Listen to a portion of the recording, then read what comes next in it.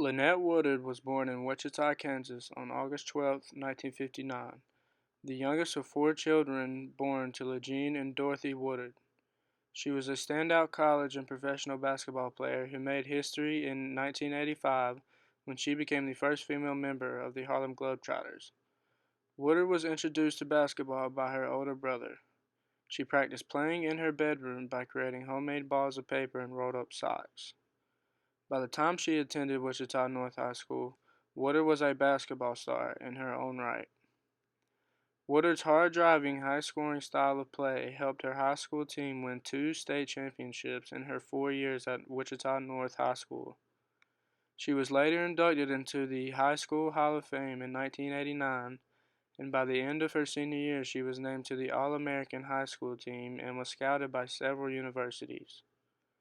She chose to stay close to home and attend the University of Kansas, where she became an even bigger star. At Kansas, Woodard was very versatile. She was capable of playing all five positions on the court.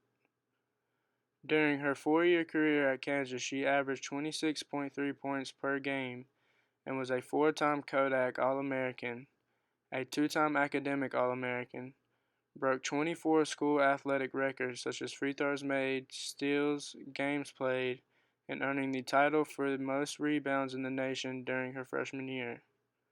By graduation in 1981, she had amassed 3,649 career points, more than any other female player in the United States.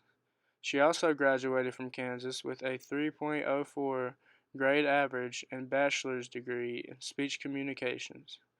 Kansas University eventually retired her number 31 jersey in 1992, making her the first University of Kansas women's basketball player to have her jersey number retired. After graduation, Woodard headed to Europe, considering there were no professional basketball teams for women in the United States before the late 1990s. From 1981 to 1982, Woodard played 2 years in the Italian Women's League. Woodard found living abroad difficult at first. She was the only American and English speaker on her team, which made her feel isolated, unable to even understand television. Despite this, she excelled, leading all players in scoring. She also played in Japan for 2 years as well. Woodard was a 2-time Olympian in 1980 and 1984.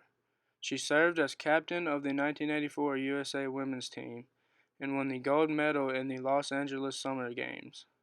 With the closing of the Olympics and no WNBA, so came an end to Lynette Woodard's career, but not for long. Woodard eventually came out of retirement to play for the Harlem Globetrotters in 1985. The Globetrotters invited her and 25 other women to try out for the legendary team, but only Woodard got the contract. She became the first female member of the Harlem Globetrotters. Her male teammates were not altogether happy about adding a woman to the lineup, but soon proved herself traveling with the club for 2 years, playing just as much as the male athletes. She was later presented with a Harlem Globetrotters Legends ring in 1996. She returned to playing professional basketball overseas in Europe and in Japan before retiring early in 1992. Soon after, in 1993, she was named the athletic director for the Kansas City, Missouri School District. She then relocated to New York City to become a stockbroker. Her retirement was once again short-lived, and in 1997 she signed on to play in the newly formed Women's National Basketball Association, now known as the WNBA, playing 2 seasons in the league for the Cleveland Rockers in the summer of 1997 and later selected by the Detroit Shock in the 1998 WNBA expansion draft. Woodard averaged 5.7 points per game and 3.3 rebounds per game in her 2 seasons with the WNBA. Lynette Woodard has been inducted into 10 different Hall of Fames, including the Naismith Hall of Fame in 2002, Women's Basketball Hall of Fame in 2005, and the African American Sports Hall of Fame in 2006. She is widely considered one of the greatest female players of all time.